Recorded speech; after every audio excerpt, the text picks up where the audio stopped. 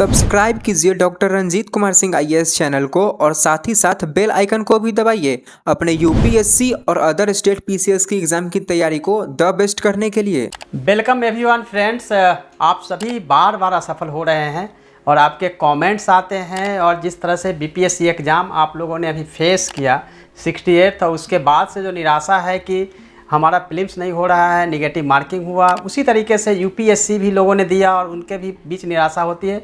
Even कि वैसे student जो कि बार बार असफल हो रहे हैं, प्रीलिम्स नहीं हो रहा है और उन्हें हमेशा निराशा हाथ लगती है, तो उसको लेकर काफ़ी कुछ आप में जो है सो प्रॉब्लम्स है। ऐसे में मैंने सोचा कि क्यों नहीं आपके लिए एक वीडियो बनाई जाए जिसमें कि 10 मिस्टेक्स जो आप बार बार रिपीट करते हैं, बार बार दोहराते हैं, जिसके चलते आप असफल हैं।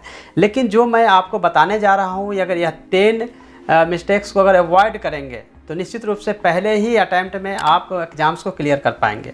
यह न केवल बीपीएससी के लिए बल्कि यूपीएससी, यूपीपीएससी सहित एमपीपीएस सभी एग्ज़ाम्स के लिए यह एक ट्रिक है कि आपको 10 ऐसे स्ट्रेटजी है जिसको अपनाने होंगे और 10 ऐसे पॉइंट्स है जिसको कि आपको अवॉइड करने पड़ेंगे। तो ये अवॉइड की चर्चा करने से पहले यह ज़रूरी है कि आप सभी जो है वीडियो को अंत तक देखें ताकि कहीं से भी ये मिस्टेक ना रह जाए कि मैंने ये अवॉइड नहीं किया था और आपकी प्रिपरेशन जो है वो प्रॉपरली और अच्छे से नहीं चल पा रही है। तो यह वीडियो काफ़ी अच्छी होने वाली है, इसको आप निश्चित रूप से आगे तक देखें। यह यूपीएससी, बीपीएससी और यूपीपीएससी ही नहीं बल्कि सभी ऑल एग्जाम्स के लिए यह उपयोगी है, जिसके कि बार बार असफल क्यों हो रहे हैं, बार बार आप क्यों असफल हो रहे हैं, इसकी चर्चा हम करेंगे और स्टार्ट करेंगे। सबसे पहले आप देख रहे हैं कि starting without A proper strategy and vision. यह विजन जो है किसी को 5 मिनट्स में और किसी को 5 साल भी लग सकता है और विजन जो है कभी भी जो है क्लियर अगर नहीं होता है तो आप बार बार अटैम्प्ट लेते हैं और फिर आप सफल नहीं होते हैं। बार बार अटैम्प्ट आप बार बार ट्राई करते हैं। जैसे हो सकता है कि ये आपका टारगेट है जहाँ कि आपको अपना हिट करना है, लेकिन क्या होता है कि आप कभी इधर कभी उधर आपका हिट। आपने देखा होगा कि जब भी आप कहीं किसी फेस्टिवल में गए होंगे तो आपने इसको ट्राई किया होगा, या फिर आर्चरी का आपका गेम अगर आप खेलते होंगे तो आपको पता है कि अगर आपकी स्ट्रेटजी और विजन अगर आपकी पहले क्लियर नहीं हो और विदाउट एनी स्ट्रेटजी और विजन आप स्टार्ट करते हैं कोई भी एग्जाम की प्रिपरेशन, तो कभी भी आप सफल नहीं हो सकते हैं, आप कभी भी सफल नहीं हो सकते हैं। तो ज़रूरी है कि अपनी स्ट्रेटजी और विजन जो है आप सबसे पहले क्लियर कर लें कि आपकी स्ट्रेटजी क्या होने वाली है, आपके विजन क्या है, किस तरह से आप प्रिपरेशन करेंगे। तो सबसे पहले इसको डिसाइड करने के लिए एट लीस्ट 1 वीक तक आपको थिंकिंग करना चाहिए। 1 वीक तक आप जब थिंक करेंगे तो निश्चित रूप से आपकी जो स्ट्रेटजी है वो सामने से उभर के आ जाएगी कि क्या हमें करना चाहिए।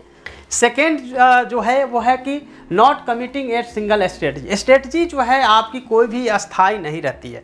मैं अगर बात करूं तो आप या तो मटेरियल के लेवल पे भी या फिर जहां भी कोचिंग क्लासेस करते हैं वो भी आपकी स्ट्रेटजी जो है कभी भी एक जगह नहीं होती है। उसकी वजह यह होती है कि जितने भी मेंटर है, जितने भी टीचर हैं, वो हमेशा हमें अपने हिसाब से बुक जो है आपको रिकमेंड करते हैं। इस बुक से पढ़ेंगे तो आप सफल होंगे, इस बुक से पढ़ेंगे तो सफल होंगे, या नोट्स अगर आप लेते हैं तो सफल होंगे, या आपको मानना पड़ेगा कि इस तरह से अगर हम स्ट्रेटजी बदलते रहेंगे, टीचर्स को बदलते रहेंगे, तो आप कभी भी सफल नहीं होंगे। जनरली आप लोग करते क्या है कि जैसे ही कोई भी टीचर अगर बहुत यूट्यूब पे है या फिर नामी है तो उसके पास चले जाते हैं। आपको बिना किसी माइंड अप्लाई किए हो वहाँ पढ़ना चाहिए नहीं पढ़ना चाहिए, क्योंकि बहुत सारे ऐसे ऑफर आ गए हैं, 200, 500, 700 में लोग पढ़ाना शुरू कर दिए हैं और उसके बाद जो है आपकी सिलेबस पूरा नहीं हो रहा है और बार बार स्टेप बाय स्टेप जो है यहाँ वहाँ भटकते रहते हैं, क्योंकि आपने अपनी स्ट्रेटजी जो है किसी एक के साथ फिक्स नहीं की है।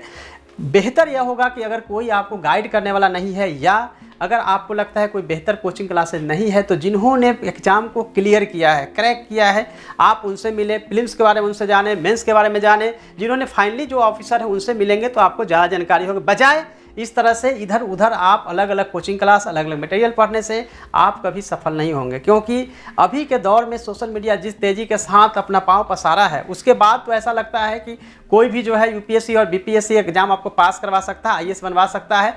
जबकि उनके बैकग्राउंड में आप जाएंगे तो आपको पता चलेगा कि वो तो खुद भी जो है 4th ग्रेड का एग्जाम पास करने के लायक नहीं है और कभी भी उन्होंने एग्जाम भी दिया था लेकिन कभी वो सफल नहीं रहे। क्या आप उनसे पढ़ के आप यूपीएससी और बीपीएससी क्रैक करने की बात सोच रहे हैं? तो ये आपके लिए बहुत मुश्किल है कि इस तरह के आप स्ट्रेटजी जो है आपका कभी भी सिंगल स्ट्रेटजी नहीं हो रही है। सिंगल स्ट्रेटजी अगर आपकी नहीं होगी तो आप कभी भी पास नहीं करेंगे। ये बहुत इंपॉर्टेंट है कि आपकी स्ट्रेटजी जो है वो सिंगल होनी चाहिए। सिंगल स्ट्रेटजी अगर आपकी नहीं होगी तो आप कभी भी पास नहीं कर सकते हैं। सिंगल स्ट्रेटजी का जरूरी है कि आप सबसे पहले सोच लें कि किस यूट्यूब चैनल को देखना है, या किस कोचिंग में आपको क्लासेस लेनी है या किससे आपको मेंटरशिप चाहिए। तो मेंटर आप डिसाइड कर लीजिए। मेंटर बदलेंगे, कोचिंग बदलेंगे, यूट्यूब बदलेंगे। यूट्यूब में भी जहाँ भी लाइव चल रहा है सबको आप देख रहे हैं, अपना टाइम को किल किए जा रहे हैं। तो आपको एक सिंगल स्ट्रेटजी बनानी होगी, तभी आप सफल हो पाएंगे। तो ये आपके लिए सेकेंड जो है एक मिस्टेक जो आपको अवॉइड करने की ज़रूरत है।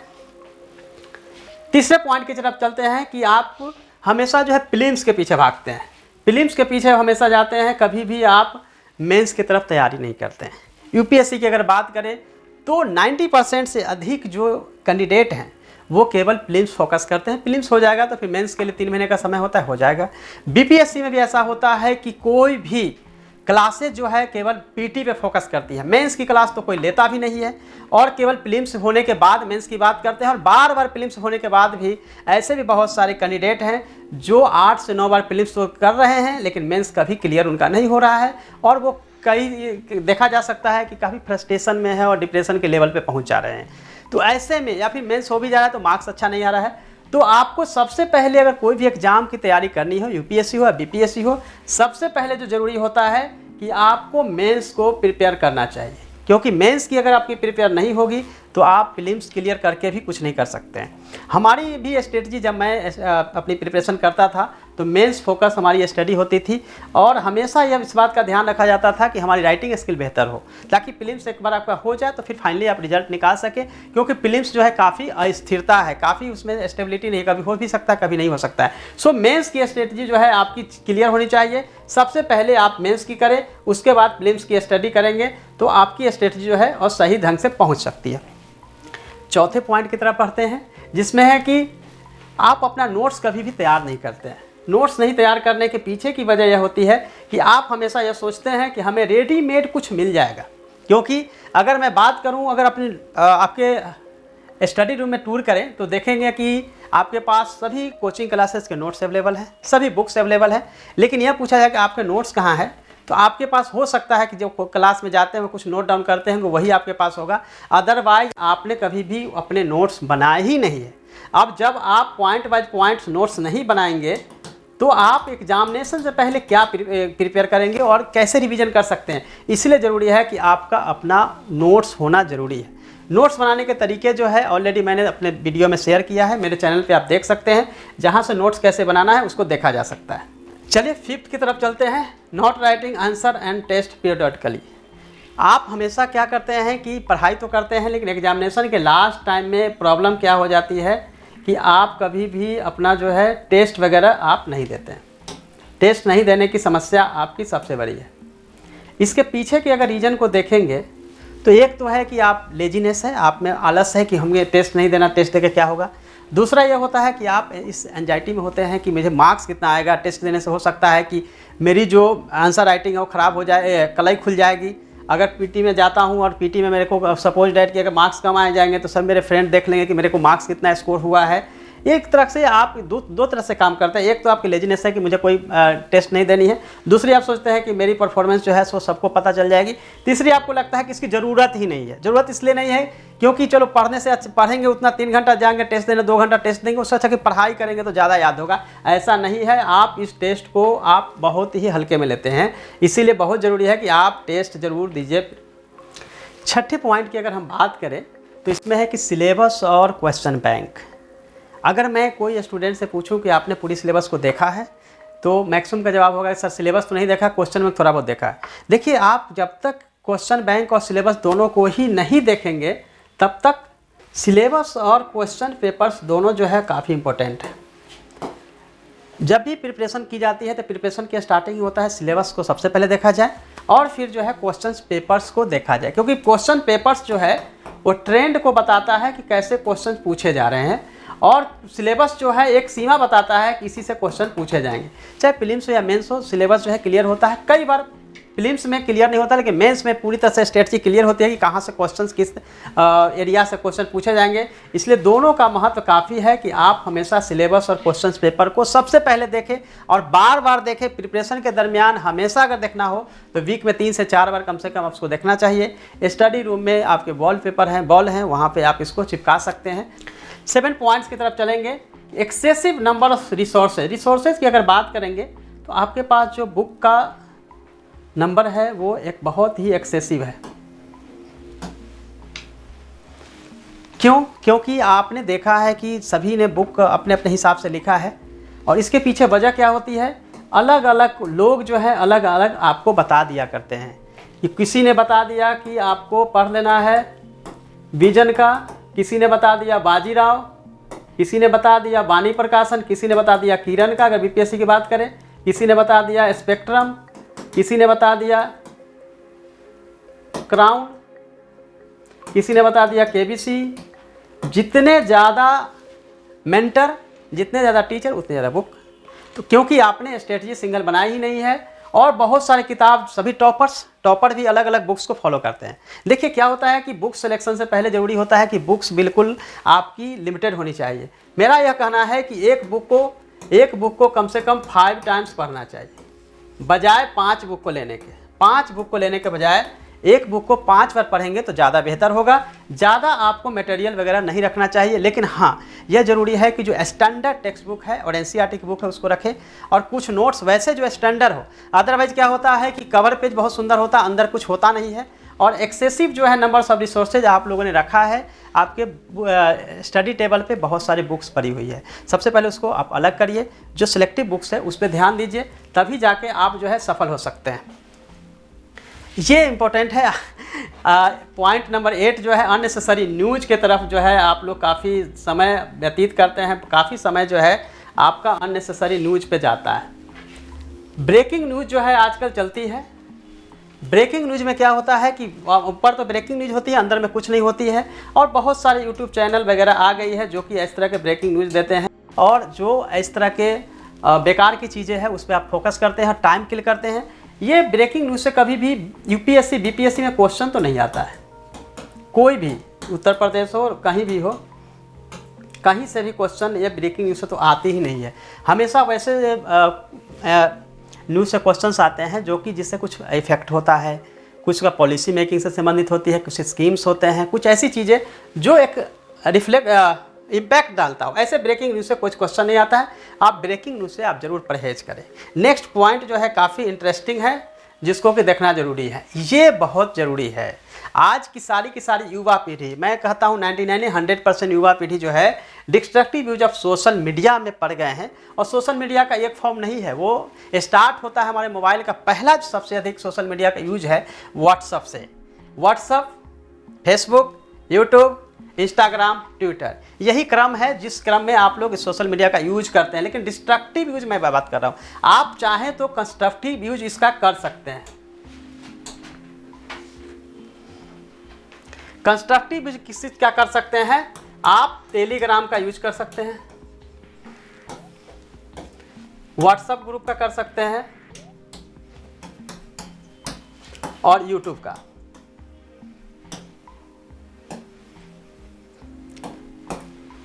ये 3 ऐसे हैं जहां से आप अपने डिस्ट्रक्टिव को कंस्ट्रक्टिव यूज कर सकते हैं मीडिया का।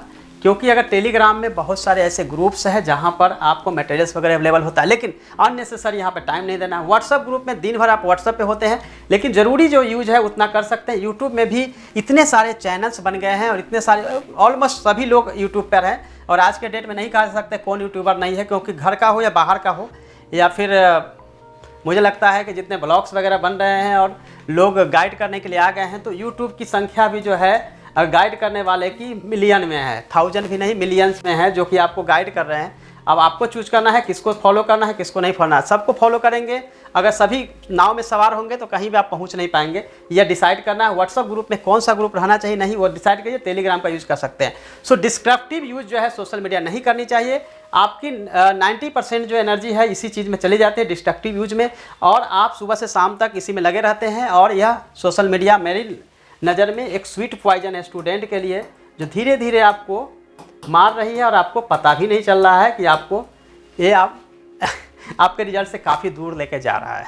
लास्ट पॉइंट की बात करते हैं। लास्ट पॉइंट जो आप सभी लोग करते हैं वो है ओवर थिंकिंग। रिजल्ट के बारे में सोचते हैं, ओवर थिंकिंग अबाउट रिजल्ट्स। क्योंकि सभी के सभी जो स्टूडेंट हैं वो एग्ज़ाम देते हैं जिनका एग्ज़ाम अच्छा नहीं जाता है वो भी सोचते रहते हैं कि शायद कट ऑफ नीचे हो जाए, मेरा रिजल्ट हो जाए, और सब लोग सोचते हैं कि मेरा रिजल्ट हो जाए और ओवर थिंकिंग करते रहते हैं। बेहतर यह होगा कि आप अपनी प्रिपरेशन के समय ज़्यादा से ज़्यादा प्रिपरेशन करें ताकि प्रॉपरली आपको रिजल्ट मिल सके। तो यह ज़रूरी है कि ओवर थिंकिंग आप छोड़ दें, क्योंकि ओवर थिंकिंग करेंगे तो आपकी प्रिपरेशन प्रॉपरली नहीं हो पाएगी।